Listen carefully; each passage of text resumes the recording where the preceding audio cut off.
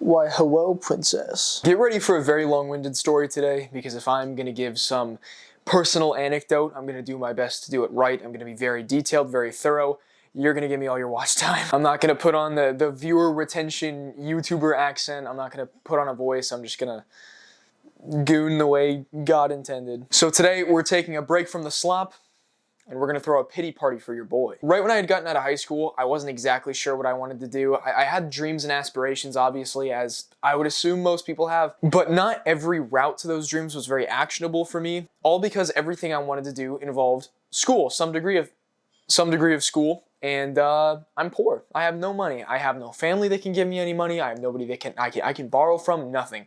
So at the baseline, I knew that I would have had to have like a buffer year, like a year in between high school and whatever I want to do. I had to save enough money to basically be able to afford to go and do whatever I wanted to do. Fast forward a year, and I'm working this dead-end job at a lumber yard. The hours are terrible and the pay is garbage, but it's better than working for like $7 an hour on the family farm for 11 hours a day, 7 days a week, and like literally never getting out. Like you're stuck there pretty much. After building up a little bit more of like a robust savings, it was a little bit less than a year. I felt that it was time to move on from that job, and I got the job that I held until now, which unfortunately ended in me being laid off, which is a story for another time. I wanted to voice act. Literally more than anything, it's been my dream since I was a kid. It's been the only job that I could ever really realistically see myself doing until I die while like enjoying my life. A lot of us have careers that we get out of circumstance, but this was like, these were the sights that I had set. Like this was the goal. Like if I were to pick one thing that I could do for the rest of my life, this was it. In my childhood, I was blessed to grow up with some of the like animation giants. I've been watching Dragon Ball since I was a very little kid.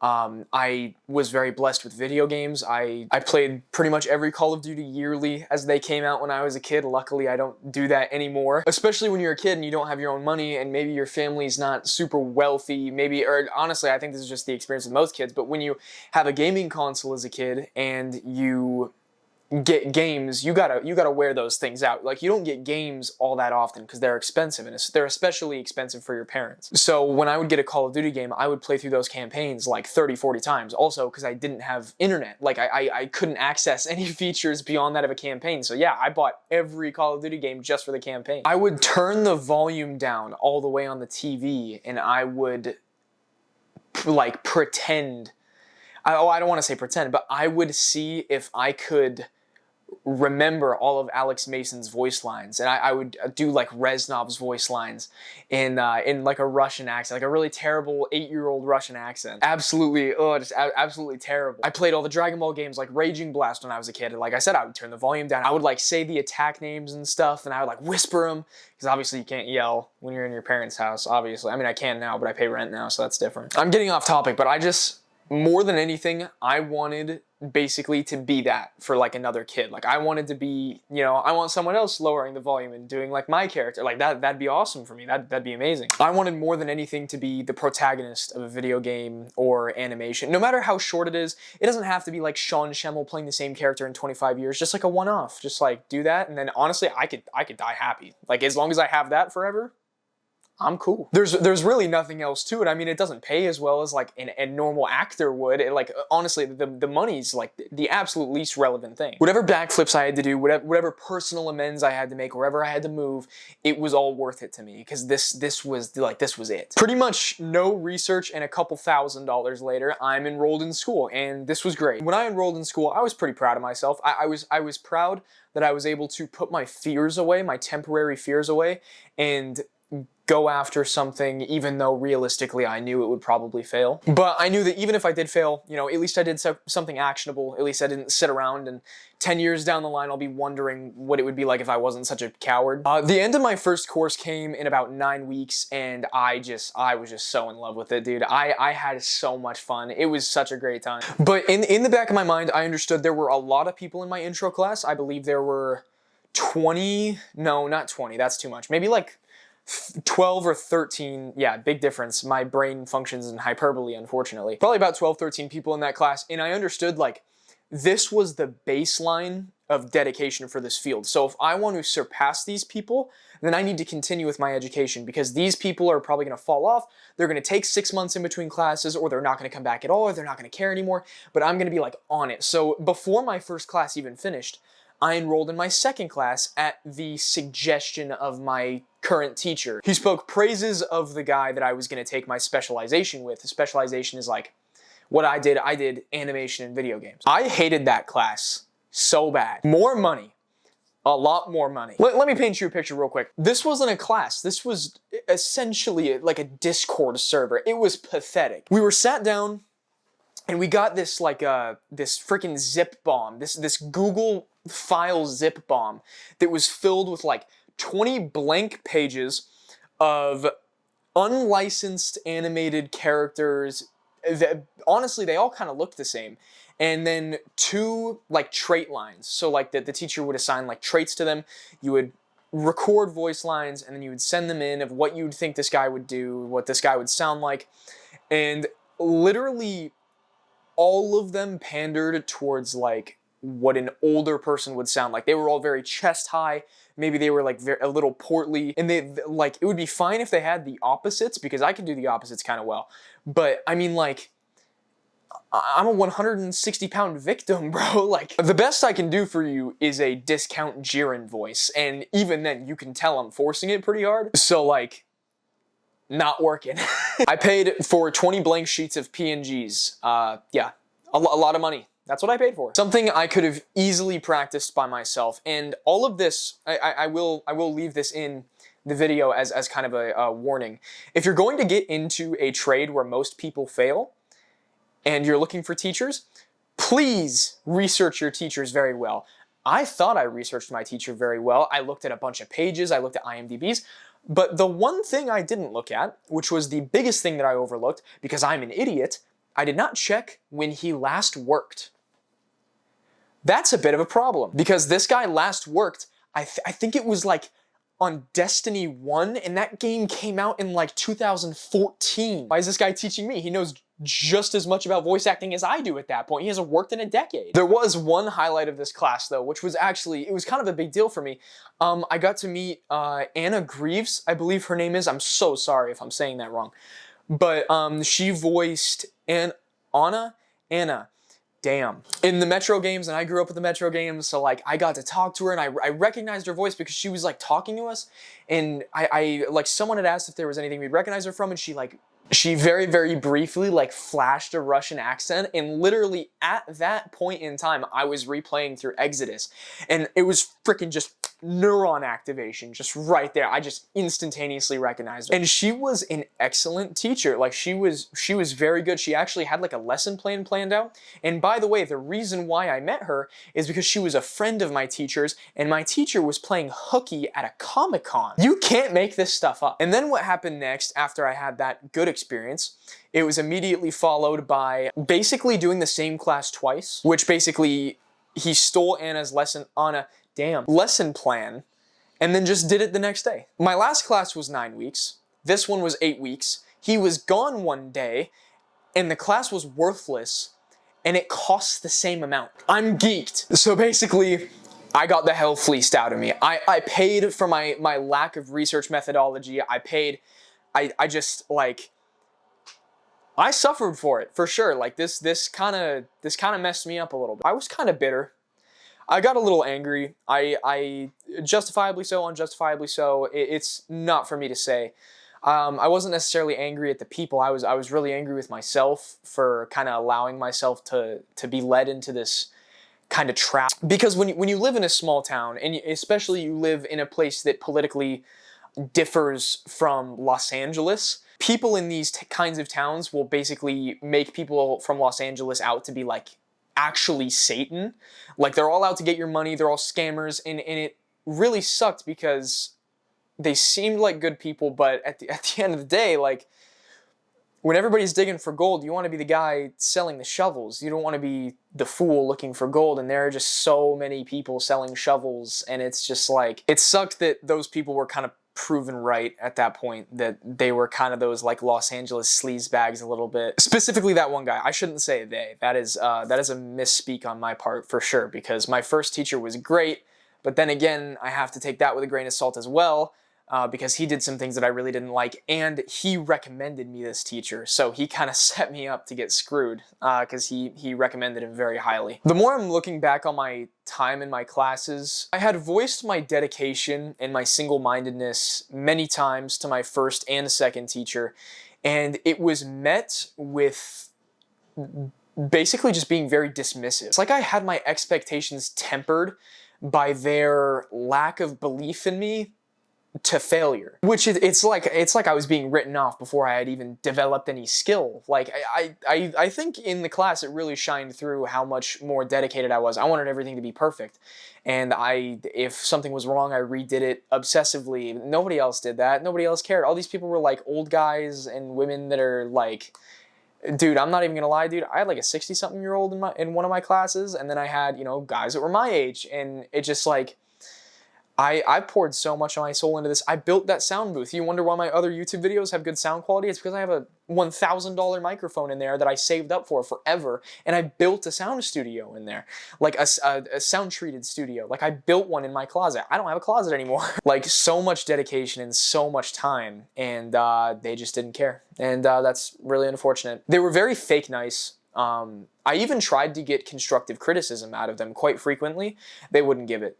You could give the absolute worst takes on a piece of copy, the most unreadable, most unbookable pile of garbage ever, which I did at certain points, because when they make you read things out, it's not necessarily tailored to you. Later in the classes they were, but they would like, you will never hear a voice like mine reading off a freaking F-150 commercial. I don't have half the testosterone that takes. But they'll still give it to you, even if you sound, like I said, like a 160-pound victim. I felt like a customer. And the reason why I say that is because the customer is always right. Like, there was never any constructive criticism. They almost never pointed out flaws in your form and whatever, your reading, your lack of ability to follow the script. Like, it just was. I'm gonna stop on this part because I'm rambling on. Now, at the end of both classes, I was literally left in the desert with nowhere to go, because whenever I had asked them for resources to book jobs, they tried to upsell me on the next course, which is crazy, because I didn't take these classes from some Andrew Tate Hustlers University pyramid scheme guys. This was a very prestigious school that had prestigious prices, that were pretty much universally praised, had real reviews, and it's just like, the people that I recognized, basically, voices that I recognized. And anytime I asked them for resources, they would say, we go over it in this class. Another $1,400, please. Obviously, I wasn't gonna do that, and not after the experience I had with my video game and animation class. Absolutely no way I was paying into the system even more. I felt like I had enough so that I could grow on my own and I could continue getting jobs, or whatever, start getting jobs, sorry, rather. I actually met some really cool people through Discord, actually, and I'm not even gonna lie to you, they taught me more about the business for free than I got out of the thousands of dollars that I paid. Holy, dude, English is my native language, by the way, if you can't tell. I know I couldn't if I was watching this video. So then I got into the cycle. I actually got resources from these people, and they were awesome. Like, they're very good guys. I'm very grateful. Basically, recorded a demo, recorded a couple character archetype reels type stuff, and then submitted auditions. And I went through this cycle probably once every 3 days, completely redoing everything, because every single time that I would do a new audition or something, I would like unlock like a next level, like in my confidence and in my skill. And then something really awesome happened. I got a job, and then I got another job, and then I got another job, and then I got another job. It really felt too good to be true, and all of these were unpaid, of course, but I mean, I was having so much fun. I didn't care. It didn't feel like labor to me. Like, I was having so much fun, dude. I was willing to do tens of hours of work for free, because that's the passion. Like, that's the love. And dude, I was having so much fun. And then I get a phone call at my day job, my real job, the one that actually pays me money. I'm sitting underneath of a helicopter, and I'm grinding rivets off of a plate, an expensive plate that mounts a spotlight, a really big spotlight called a Night Sun. And I get a phone call, and it's from my voice acting buddy. And I'm sitting here thinking, well, he also works a job that pays him money, so he wouldn't be calling me for no reason. Basically, I pick up the phone, and he's like, hey, do you remember this audition, this audition, this audition? He literally rattles off like 10 auditions. And at that point, that was the overwhelming majority of the work that I had done. I think I only had like 13 auditions at that point. And he gets to the point pretty quick. He's like, hey, this company isn't real. These job postings aren't real. These are people training AI on the audition tapes. So basically, the way that the website was formatted was, if they wanted you to say specific things, it'd be like A, B, B, C, C, whatever, and each letter indicates how many takes they wanted of each line. Line 1 being line A, obviously, then, you know, go down the list. And yeah, they played a lot of people. I actually don't know how he figured it out. I think he like went back to their website and he said like it was very ChatGPT-esque, and the artwork they had used in like their profile picture and their like their work description looked very ChatGPT-esque. You know, like a lot of hyphens, a lot of dashes, a lot of really weird punctuation that nobody uses. And he's like, you got to take these down. You have to take these down when you get home. And literally I'm on the phone, and as if by magic, I literally felt the passion be ripped from my body. It literally all got stripped in a second. It hit me like a ton of bricks that something that I've wanted for so long is not only getting unfeasible to chase, but just irresponsible to chase. 6 years from now, I'm gonna be married. I might even have a kid on the way. And you're telling me that this thing that I've worked at for so long and I've poured so much of my soul into, so much of my time and money and effort and just grinding day in and day out for what is essentially a mildly lucrative part-time job. You're telling me that one day it's just not going to exist anymore? Am I just supposed to stop paying bills? Am I just supposed to stop providing? The world comes to a standstill? I think the thing that made me even more bitter is that taking those specific auditions down didn't even necessarily do anything, because all of your auditions in most of these platforms are public. They're publicly available. If I clicked on your profile right now, you submitted your very first audition, I clicked on you, I can see everything you've ever done, and I can listen to everything you've ever done. And if people want to train AI, they have hundreds of people. They literally have hundreds of people. They never even have to post a job. They can just click on your profile. They see everything you've ever done. They're like, oh, this guy has a pitch that we haven't had yet, or some, I don't know how AI language training works. I'm way too stupid for all that. They just have you. They just have access to you. Which I'm assuming also means, since they don't have to pay people for this, and it's something they have pretty much infinite, unfettered access to, I'm assuming that like this is going to become a dead field like really quickly. I think that was the day where I kind of learned that nothing is really mine. I mean, my belongings can be stolen, my identity can be replicated, and not even my soul is sacred. Like, it's all up for taking. I was so excited for so long, like I built up to this goal for so long, and it was gone in 5 minutes. So I stopped. At least for the time being. It's not very responsible for me to continue. Right now, YouTube is my main focus. Not to say I won't do voice acting. I mean, it's still my dream job. Like, it's still something that I want more than anything. I by no means have given up. I'm a creative guy. A slop machine, if you will. I love writing, I love stories. One of the reasons why I love YouTube is because I get to write these schizophrenic ramblings and people listen to them. It sucks that I feel like I have to settle, but I mean, to be fair, I actually kind of feel like I made it out relatively unscathed compared to some of the people that were actively working these jobs for long periods of time and then had their jobs taken from them. I haven't admitted defeat. I just kind of see where this road is winding to, and I've decided that while I still love this as a passion, it's not a viable career at the moment. Although now that I'm vocalizing it, it does seem a little pathetic that my dream job was defeated by the thing that made the AI presidents play Minecraft together. Which would be funny if it didn't piss me off so bad. I feel like as human beings, we shouldn't have to worry about future-proofing our hobbies and passions. So here's the opinion of a guy with 600 subscribers, literally. I think AI will take over for a period of time, whether it's 5, 10 years, however long. I don't believe it'll be that long, and I think people will hate it. Almost all creative outlets almost entirely rely on the human experience to make them unique, because we've all lived very different lives and we see the world in vastly different ways. I think in writing and art we capture our victories, our defeats, anger. I think we lament on our lives, and that's what makes our art beautiful. A machine can take but it can't create. It can mash up garbled sentences from thousands of the world's best-selling books, movies, and TV or whatever, but it will never be as valuable and it will never be as real as a human being pouring their lived experiences into a character onto a page. This was a very long video of me complaining, essentially, like I said, throw a pity party for your boy, but this is something that's very near and dear to my heart. Obviously, it was my dream job, and now I'm kind of being forced to pivot, which is extremely unfortunate. As I said, though, I mean, I'm not giving up. I'm not exactly actively pursuing it, but I still do practice. I mean, one of the reasons why I made this channel and made it in the format that I did was so that I can continue doing voiceover. I've actually gotten a lot better at reading off scripts and such since then, which I used to be really bad at. I used to be really bad at articulating myself. I mean, I have a script right in front of me right now. I can't memorize this whole thing, but I'm basically taking one look at it.